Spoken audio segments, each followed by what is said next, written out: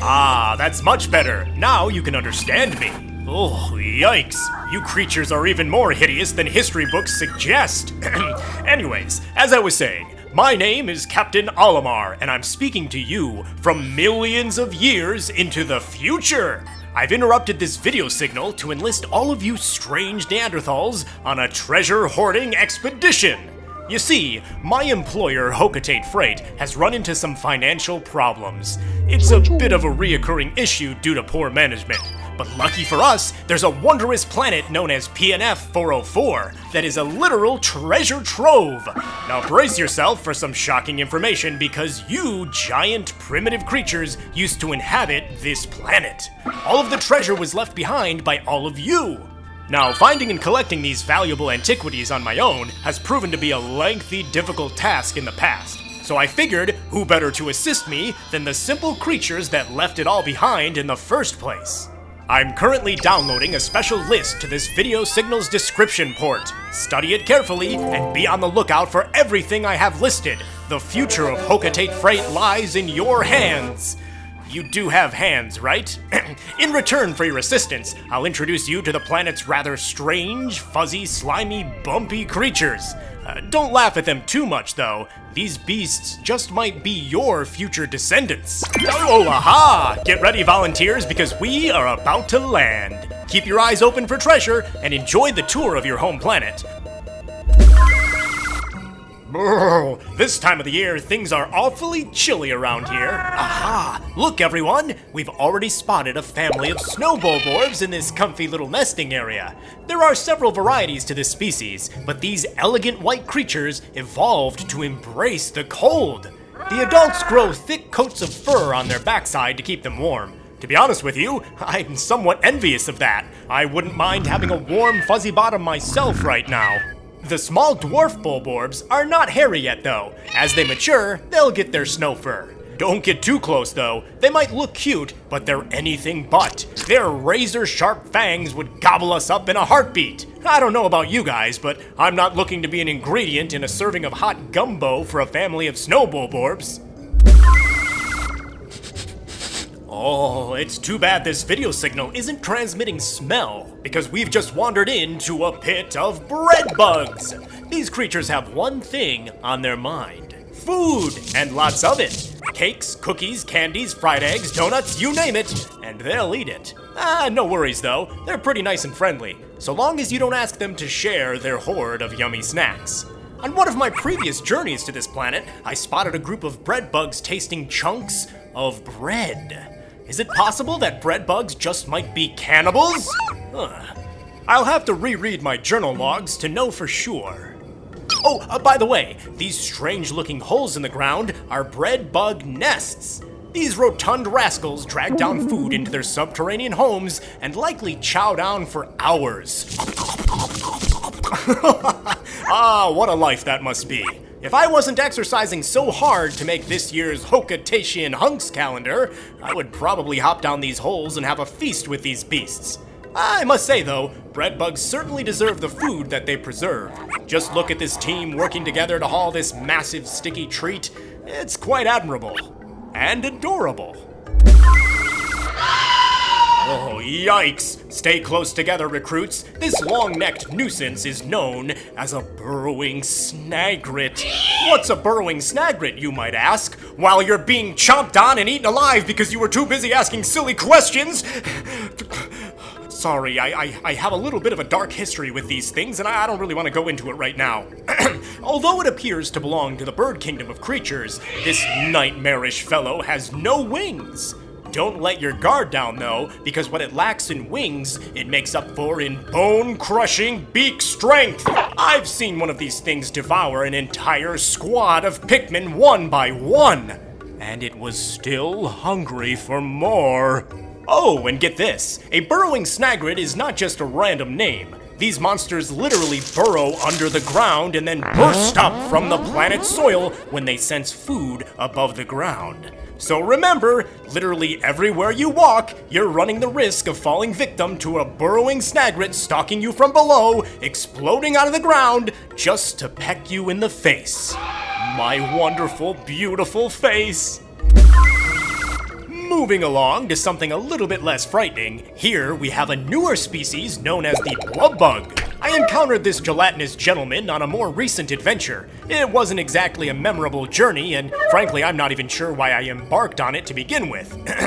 But I digress. The BLUBBUG is an interesting foe to go up against. Even with a complete squad of Pikmin, it's difficult to get past its gluttonous girth. They just bounce right off. I noted, however, that attacking what appears to be its head on top was its weak point. Just looking at this BLUBBUG makes me quite hungry though. Back home in Hokkatate, we have a wonderful winter celebration with presents and delicious desserts. Perhaps chowing down on a BLUBBUG could be a new family tradition. Oh, maybe not. Can you imagine the ability to cough up snowballs and spit them at predators? Well, this Arctic cannon larva doesn't have to imagine. It can literally do that. Its large trumpet-shaped mouth is perfect for such an ability too. This slug-like creature would be the MVP of a snowball fight. It can even hide underground. Oh, believe me, the Arctic cannon larva means business. One day while patrolling this area with a pack of Pikmin, I wasn't watching my surroundings and became completely engulfed in this slug's frosty snowball projectile. It was somewhat painful, but actually it was ironically a wildly fun ride. Oh, and if you get too close to this gal, she'll buck you away from her and maybe even knock you for a loop. My fellow employee Louie once tried to put a saddle on a cannon larva to use it as a primitive form of transportation, I guess. It didn't end well for him though. He seems even more dim-witted now. Ah, here's a unique find. We've spotted a cloaking burrownit and a joust mite together.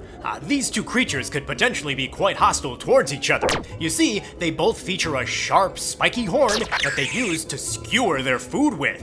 When something gets too close to them, wham! An instant shish kebab. Interestingly, both of these species sport a hard, indestructible shell which prevents foes from attacking. However, I've noted that they do have weak spots. The cloaking burrownit has a soft, vulnerable front side. Alternatively, the joust mite features a squishy, plump backside. It just goes to show you that everything has a weakness, you just need to know where to look.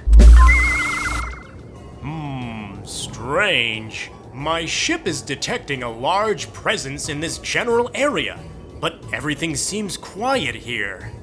Wait a moment, there appears to be a bizarre translucent slime on the ground here.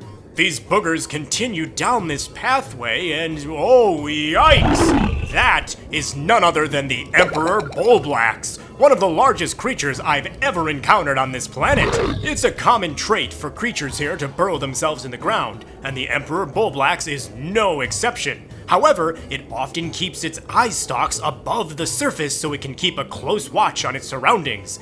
Even its eyeballs are terrifying, watching every move you make. Oh, and let's not forget the slime! This thing is in a constant state of slobbering. Every hole in its body oozes this disgusting slop. Perhaps it uses that to paralyze its meals. Historically, my first visit to this planet was an unexpected crash landing. In order to retrieve my final missing spaceship part, I had to take out one of these beasts all by myself. Well, myself and a large army of Pikmin armed with bomb rocks. This is incredible! You rookies don't know how lucky you are right now, but spotting a single iridescent glint beetle alone is a rarity. Here, we have an entire squad of them!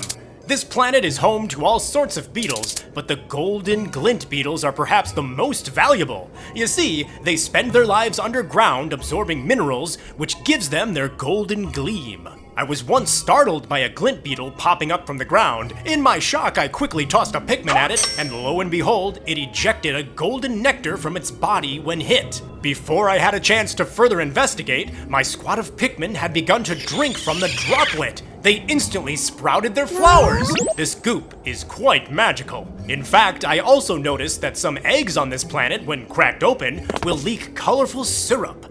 There are new things to discover around every corner on this planet. Keep your distance because things are about to heat up. And these chubby chaps are known as fiery blowhogs. Their gelatinous bodies and short legs mean they really can't move around too quickly, but they make up for their speed in a rather unique way. Let's just say they like their meals warm. By using their rubbery snouts, they blast forward with an impressive flamethrower right from their mouths. At least I think that is their mouth. The key to getting past a fiery blowhog is rather genius. You see, the Pikmin colors each have unique attributes applied to them. Imagine my astoundment when I discovered that red Pikmin can withstand any amount of fire. Patrolling the red Pikmin to take these guys out is a breeze. Though it is rather freezing here, so maybe we'll leave them alone for now and warm up by their flames. I must say, not all creatures here live in or on the ground. The swooping snitch bug is a perfect example, buzzing around in the sky just waiting to swoop down and snatch anything that moves. Dealing with this creature really keeps you on your toes, unless of course it grabs you, in which case you're soaring in the sky and, well, you're no longer on your toes anymore. While we're up here, we should also check out the shearwigs. Just like the snitch bug, they can fly too. They're smaller in size, but much more deadly. The shear part of their name refers to their sharp teeth, and the wig part of their name refers to the fact that they're all bald and have to wear wigs. Okay, I made that second part up, but the teeth part is true. Ah, this beautiful wintry sanctuary seems to be home to the MAMUTA. Unlike other inhabitants to this planet, it's quite peaceful and it's almost zen-like. However, it seems to have an odd obsession with flowers. If it so much as spots a Pikmin, it will wobble over to it and smash it back into the ground with its large hands. The MAMUTA is almost made entirely of a rock-type texture, which explains its large, muscly body. It even has a strange marking on its arms, almost tattoo-like. It comes across as gruff and tough, but has a heart of gold, or a rock. It's very mysterious, and thankfully, it's somewhat peaceful. I've usually only spotted them in warmer climates surrounded by plant life, flowers, and even butterflies. Seeing a MAMUTA in the cold is a new discovery for me. Oh, shucks. Well, it seems my video signal is becoming weak. Oh, wow! Ha-ha! Recruits, you did fantastic! You've collected so much treasure, there's no doubt that Hokatate Freight can pay off its debts and flourish for generations to come. Or at least until maybe the springtime. I'll return to my home planet triumphant, and it's all thanks to you. You know, for a bunch of simpletons, you sure are noble, helpful creatures. Thanks again for all your help, and I hope this was a transcending, life-changing experience for you. Captain Olimar signing off!